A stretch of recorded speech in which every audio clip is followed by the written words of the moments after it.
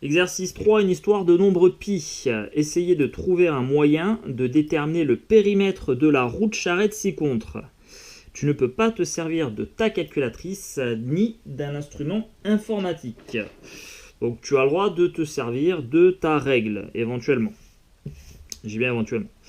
Bon, pas simple. Pas simple parce que la roue ici, elle a une forme circulaire. Voilà, hein. Et moi, ma règle, je peux mesurer des longueurs, les longueurs de segments, c'est-à-dire des traits droits, pas des traits courbés. Voilà, ça je sais pas faire avec ma règle. Alors, première idée qui n'est pas bête du tout, qui consisterait tout simplement à découper la roue. Tu vois, tu découpes littéralement, hein, ta roue là. Une fois que tu l'as découpée, tu vas la poser sur ta feuille, tu vas faire un point de départ, donc au départ de ta roue, et ensuite tu vas faire un tour complet à ta roue. En fait, si tu veux, tu vas faire rouler, hein, ta roue sur la feuille, et une fois que tu as fait un tour complet, et tu marques le point d'arrêt. Ensuite, tu sors ta roue, et tu n'auras plus qu'à mesurer la longueur entre le point de départ et le point d'arrivée de ta roue. Voilà. Donc ça, c'est une façon de mesurer le périmètre de la roue. Tu la fais tout simplement rouler. Voilà, tu lui fais faire un tour sur elle. Ok, moi j'ai pas envie de découper ma feuille, alors je vais procéder autrement. Je vais estimer le périmètre de ma roue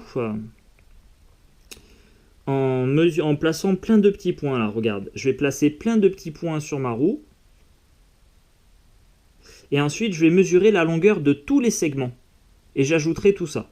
Voilà. Donc j'ai un point. Alors attends. Hop. Je vais essayer d'être un peu plus méthodique. Je vais mettre un point ici. Un point à l'opposé ici. Voilà. Un point ici. Et tiens, d'ailleurs, je vais jouer sur la symétrie, sur les symétries de la roue.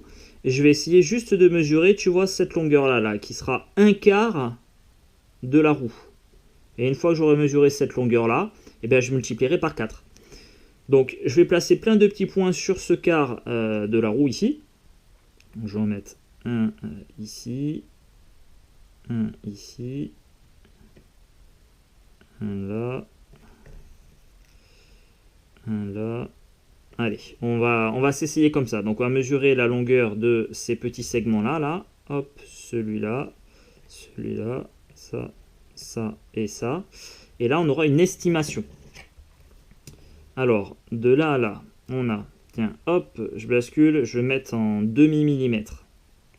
Allez, hein, je vais me remettre en millimètres. Hein, si on est pile entre deux traits, ça fera comme si... Voilà, tu vois, là, pour le coup, on est un peu entre deux traits.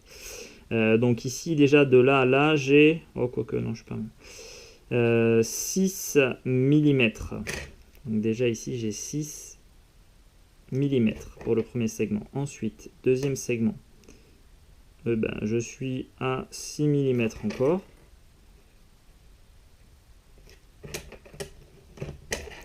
Continue, je tourne. Je suis à 6 mm encore. Alors, il faut bien comprendre, hein, là, on est en train de faire une estimation, hein, c'est pas du tout précis. Hein. On essaye de faire au mieux. Hein. Là, on a 7 mm. Et ensuite, entre les deux derniers points, on va avoir 7 mm à nouveau. Voilà. Du coup, pour mon premier quart de cercle ici, hop, de là à là, j'ai 6 plus 6, 12, 12 plus 6, 18, 18 plus 7, 25, 25 plus 7, 32 mm, c'est-à-dire 3,2 cm. Donc 3,2 cm. Et maintenant, moi, si je veux un tour complet, je vais multiplier du coup ça par 4, puisque je vais avoir 3,2 cm ici, encore 3,2, encore 3,2, et encore 3,2. Voilà l'idée, hein. C'est, encore une fois, ce n'est que l'idée. Donc on va dire finalement, périmètre donc, de la roue, on peut l'estimer à environ 3,2 cm multiplié par 4. Et si on multiplie donc 3,2 cm par 4, ça fait, alors 3 multiplié par 4, ça fait 12. Et 0,2 multiplié par 4, ça fait 0,8. Donc voilà, on a une estimation du périmètre de notre roue de 12,8 cm, qui est pas si mal que ça, on le verra après. Voilà. Hop, on retourne la feuille. Alors, il y a des années de cela, on ne disposait pas d'outils informatiques. Cela ne nous a pas empêché de déterminer, parce que maintenant, si tu veux déterminer le périmètre d'une roue, tu te souviens peut-être de la formule du périmètre d'un cercle qui est 2 fois pi fois le rayon. Et le fameux nombre pi, eh bien, tu le trouves sur ta calculatrice.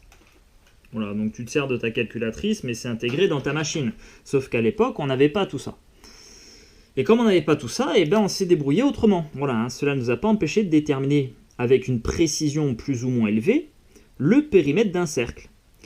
L'idée est de faire un tour complet à la roue, comme je t'ai dit tout à l'heure, sur une surface plane, puis de mesurer la distance parcourue. Donc, tu vois, notre roue au départ, on la pose sur le sol, on note le point de départ, D. On fait un petit point sur la roue aussi, pour repérer le point de la roue, afin de s'arrêter au bon moment, si tu veux, et hop, tu vois, on fait tourner la roue. Tu vois, le point de départ, hop, il arrive ici, et je continue, il arrive ici, et hop, ça y est, je reviens au sol. Une fois que je suis revenu au sol, j'ai fait un tour complet, je note ce point sur le sol, et je mesure la longueur entre départ et arrivée, et on doit avoir quelque chose de l'ordre de 12,566, voilà, ce qui est le cas ici. Alors, sur ce principe-là, eh bien, on a déterminé le périmètre de plusieurs cercles de diamètres différents. Donc on l'a fait, tu vois, par exemple, pour un cercle de diamètre 1 cm, pour un cercle de diamètre 2 cm, de diamètre 3 cm, etc. Et on a noté les valeurs qu'on obtenait. Voilà. Alors, question 2, que peut-on remarquer? Donc tu regardes ton tableau et normalement, il y a quelque chose qui doit sauter aux yeux, c'est que, tu vois, quand ton diamètre il double, eh bien le périmètre il double aussi. Voilà, tac. Tu vois, quand on passe de 2 à 4, donc le diamètre a encore doublé, et bien le périmètre, lui, 6,28, si tu le multiplies par 2, ça fera du 12,56. Ça double encore, tu vois. Eh bien, ça, c'est ce qu'on appelle une situation de proportionnalité. Voilà. Donc, on peut remarquer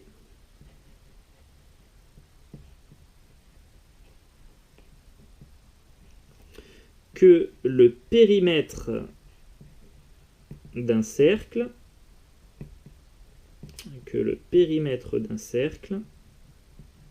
est proportionnel à son diamètre.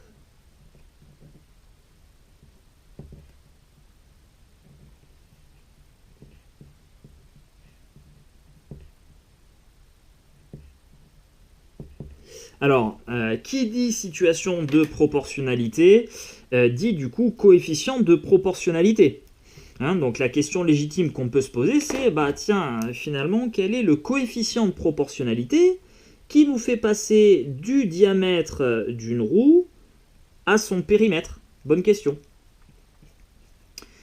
Eh bien, ce nombre-là, il contient une infinité de décimales. Voilà. Après quelques temps à réfléchir sur ce nombre-là, on a essayé donc de l'estimer au départ. Voilà, on avait des estimations comme ça, 3,1459. D'ailleurs, on avait plusieurs moyens de l'estimer. Et au bout d'un moment, on s'est rendu compte que ce nombre-là, il contenait une infinité de chiffres après la virgule, une infinité de décimales. Du coup, on ne pouvait pas l'écrire juste avec les chiffres. C'est pas possible, puisqu'il y avait une infinité de chiffres après la virgule. Alors ce qu'on a fait, c'est que on a remplacé ce nombre-là, plutôt que de l'écrire avec des chiffres dans l'écriture décimale classique, eh bien on s'est dit on va le remplacer par une lettre. Voilà, on le remplacera par une lettre, ça simplifiera son écriture. Et donc la lettre qu'on a choisie, c'est la lettre pi ici, voilà, qui est une lettre grecque et qui se lit pi, voilà, en français. Pourquoi pi? Parce que pi, en fait, c'est la première lettre du mot périmètre en grec. Voilà, ça, je te l'avais mis donc, dans le cours périmétréaire de l'année de 6e. Donc, cette notation pi, ça désigne tout simplement le coefficient de proportionnalité qui permet de passer du diamètre d'un cercle à son périmètre. Et ça, c'est hyper important, il faut que tu le retiennes. Le nombre pi, il sort pas du chapeau. On s'est pas dit, tiens, on va prendre une suite de chiffres, 3, 1, 4, 1, 5, 9, etc. Paf, ça va faire un nombre, et celui-là, on va l'appeler pi. Non, c'est pas comme ça que ça se passe. Ce nombre-là, on l'a découvert en comparant le diamètre d'un cercle à son périmètre. On a vu qu'on avait un tableau de proportionnalité, et du coup, on s'est questionné, on a cherché la valeur du coefficient de proportionnalité. Voilà. Et comme il contenait une infinité de chiffres après la virgule, et ben on s'est dit, bah tiens, on va le remplacer par une lettre. Ce sera plus facile à écrire. Voilà l'histoire du nombre pi. Bon, alors maintenant qu'on sait, qu'on connaît la signification du nombre pi, hein, la définition d'où il sort, par définition, du coup, le périmètre d'un cercle va se calculer en multipliant donc le coefficient de proportionnalité par le diamètre. Voilà. Donc pi fois le diamètre. Ça, c'est de par la définition du nombre pi, hein, qui est le coefficient de proportionnalité qui permet de passer du diamètre d'un cercle à son périmètre. Et ensuite, comme le diamètre, c'est 2 fois plus grand que le rayon, par définition, le périmètre d'un cercle, on peut aussi le calculer en utilisant cette formule-là. Tu vois, on remplace le diamètre par 2 fois le rayon. Et finalement, on a cette formule 2 fois pi fois r. Alors, pour retenir cette formule-là, 2 fois pi fois r, tu peux te souvenir de... Il faut que tu aies l'image, si tu veux, de 2 cailloux. Tu vois 2 cailloux ? Des cailloux, ce sont les mêmes choses que des pierres. Donc tu peux dire, 2 cailloux, ce sont 2 pierres. Voilà. Et 2 pierres, si tu le décomposes phonétiquement, tu vas avoir 2 pi r, qui est la formule ici. 2 pi r. 2 pierres. Voilà.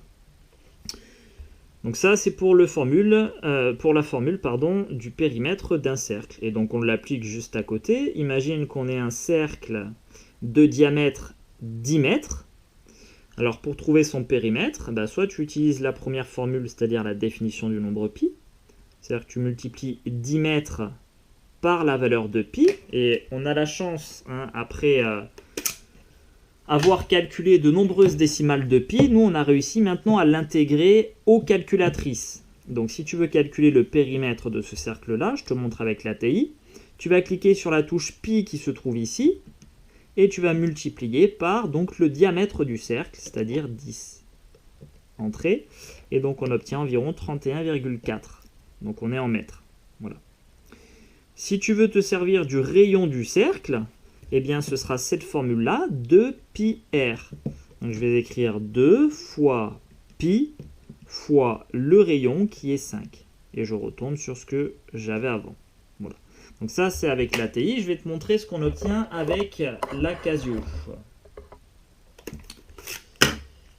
Alors, avec la Casio, donc le nombre pi, il est ici, en orange, là. Voilà. Et pour accéder aux fonctionnalités orange de ta calculatrice, tu dois d'abord cliquer sur Shift, ici. Donc Shift, là il y a le petit S qui apparaît pour dire j'ai validé sur Shift. Et ensuite j'appuie ici. Voilà, et là j'ai pi qui apparaît. Je multiplie ça par 10 et je retombe sur... Alors ça c'est la valeur exacte, 10 pi, qui veut dire 10 fois pi. Tout comme 10 stylos, c'est la même chose que 10 fois un stylo. Et si je veux la valeur décimale, tu as la touche ici S double flèche D. Tu cliques ici et voilà, on retombe sur le 31,41. Tiens, d'ailleurs avec l'ATI, si on avait obtenu 10 pi, non, tu vois, lui met directement l'écriture décimale. Et tu as cette touche-là ici, double flèche. Si jamais tu as une valeur exacte et que tu cherches la décimale, comme on a fait ici, tu cliques sur la double flèche. Donc on retombe sur le 31,41 et si on fait 2 fois pi fois le rayon 5, on retombe donc sur 10 pi et ça fait environ 31,4. Voilà. Voilà donc pour la définition et la notation du nombre pi.